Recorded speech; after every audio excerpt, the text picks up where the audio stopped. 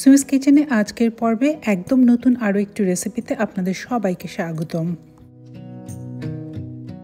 প্রথমে একটি বাটির মধ্যে আধা কাপ মুসুরির ডাল নিচ্ছি। ডালগুলোকে পানি দিয়ে ভালো করে ধুয়ে পরিষ্কার করে নিচ্ছি। আমার চ্যানেলে এরকম অসংখ্য রেসিপি রয়েছে। আমার চ্যানেলের রেসিপিগুলো যদি ভালো লাগে প্লিজ আমার চ্যানেলটিকে লাইক, শেয়ার এবং সাবস্ক্রাইব করবেন। আর রেসিপি নিয়ে কোনো প্রশ্ন থাকলে অবশ্যই কমেন্ট করে জানাবেন। বেশ কিছুটা পানি দিয়ে ডালগুলোকে ভিজিয়ে রাখছি প্রায় 2 ঘন্টার জন্য। আপনি চাইলে সারা রাতও ভিজিয়ে রাখতে পারেন। 2 ঘন্টা পরে ডালগুলো ভিজে প্রায় ডাবল সাইজ হয়ে গেছে। ডালগুলো এবারে তুলে ব্লেন্ডারের মধ্যে দিয়ে দিচ্ছি। এখানে আমি চেষ্টা করছি ডাল ভিজিয়ে রাখা পানিটা না দিতে। আপনি চাইলে ডাল ভিজিয়ে রাখা পানিটা দিতে পারেন। আমি এখানে আপনাদের মেজারমেন্টটা দেখানোর জন্য 1 কাপ পানি আলাদা করে দিয়ে দিচ্ছি ব্লেন্ডারের মধ্যে।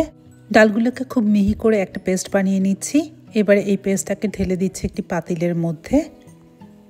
ব্লেন্ডারের মধ্যে আরও 1/2 কাপ পানি দিয়ে ব্লেন্ডারটা ধুয়ে সেই পানিটা দিয়ে দিচ্ছি পাতিলের মধ্যে। সাথে দিচ্ছি 1/4 চা চামচ লবণ। লবণ আর পানিটাকে ডালের সাথে খুব ভালোভাবে মিশিয়ে নিচ্ছি।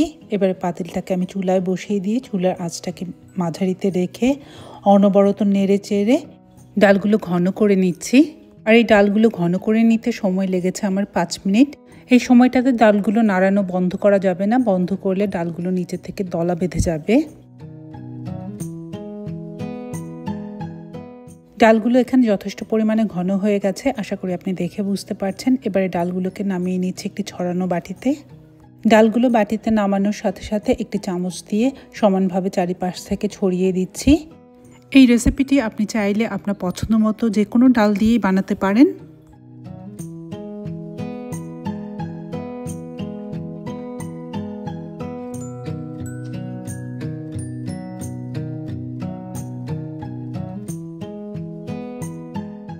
কয়েকবার করে ট্যাপ করে দিচ্ছি যাতে এর মধ্যে যদি কোনো এয়ার বাবল হয়ে থাকে তাহলে সেটা যেন ভেঙে যায়। এবার এটাকে ফ্রিজে রেখে 2 ঘন্টার জন্য ঠান্ডা করে নিচ্ছি। ফ্রিজ থেকে বের করে এটাকে হাত দিয়ে চারিপাশ থেকে আলতো করে ছাড়িয়ে নিচ্ছি।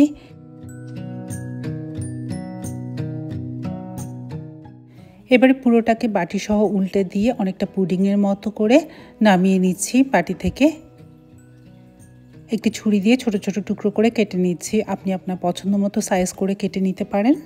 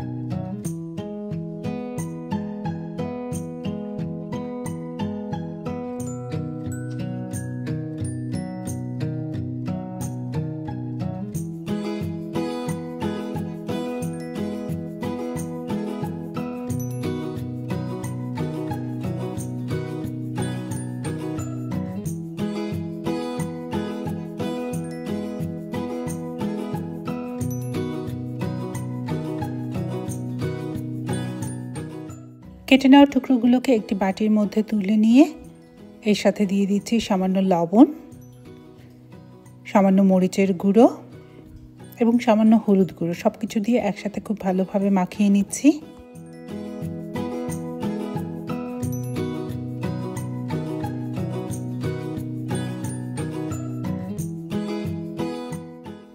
একটি কড়াই চুলায় বসিয়ে দিচ্ছি তেল। তেলটা ভালোভাবে গরম হয়ে গেলে চুলার আঁচটাকে হাইতে রেখে ডালের টুকরোগুলো দিয়ে দিচ্ছি।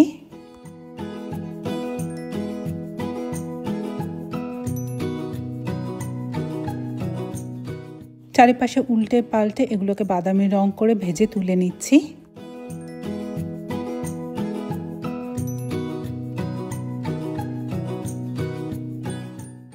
একই কড়াইতে দিয়ে দিচ্ছি 2 টেবিল চামচ তেল। তেলটা ভালোভাবে গরম হয়ে গেলে এর মধ্যে দিচ্ছি 2টো তেজপাতা, সামান্য আস্ত জিরা। তেজপাতা আর জিরার সামান্য রং পরিবর্তন হয়ে গেলে এর মধ্যে দিচ্ছি 2 চা চামচ জিরের গুঁড়ো, 1/2 চা চামচ মরিচ গুঁড়ো, ঝালটা আপনি আপনার স্বাদ অনুযায়ী ব্যবহার করবেন, 1/2 চা চামচ হলুদ গুঁড়ো, 1/4 কাপ পরিমাণে পানি। চুলার আঁচটাকে মিডিয়ামে রেখে নেড়ে চেড়ে মশলাটাকে কষিয়ে নিচ্ছি। মশলা থেকে পানিটা শুকিয়ে তেল ওপর দিকে উঠে এলে এই সময় আমি দিয়ে দিচ্ছি 1/4 কাপ পরিমাণে ফেটিয়ে রাখা টক দই।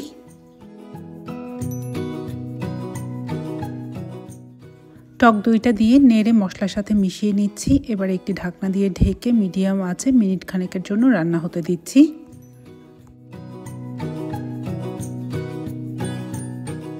ঢাকনা খুলে মশলাটাকে আরও একবার নেড়ে চেড়ে এর মধ্যে দিয়ে দিচ্ছি 1/2 কাপ পরিমাণে মটরশুঁটি। এটা সম্পূর্ণ অপশনাল, আপনি পছন্দ করলেই ব্যবহার করতে পারেন। মটরশুঁটিগুলোকে নেড়ে চেড়ে মশলার সাথে খুব ভালোভাবে মিশিয়ে নিয়ে এর মধ্যে দিয়ে দিচ্ছি ভেজে রাখা ডালের টুকরোগুলো। দিয়ে নেড়ে চেড়ে মশলার সাথে আবারও একটু ভালোভাবে মিশিয়ে নিয়ে দিয়ে দিচ্ছি 1.5 কাপ পরিমাণে পানি। পানিটা সম্পূর্ণ নির্ভর করবে আপনি কতটা লিকুইড চান তরকারিতে তার উপরে। দিচ্ছি স্বাদ মতো লবণ, 1/4 চা চামচ এলাচির গুঁড়ো, 1/4 চা চামচ দারচিনির গুঁড়ো। এবারে সব কিছুকে নেড়ে একটু মিলিয়ে নিয়ে ঢাকনা দিয়ে ঢেকে 8 মিনিটের জন্য রান্না হতে দিচ্ছি মিডিয়াম আঁচে।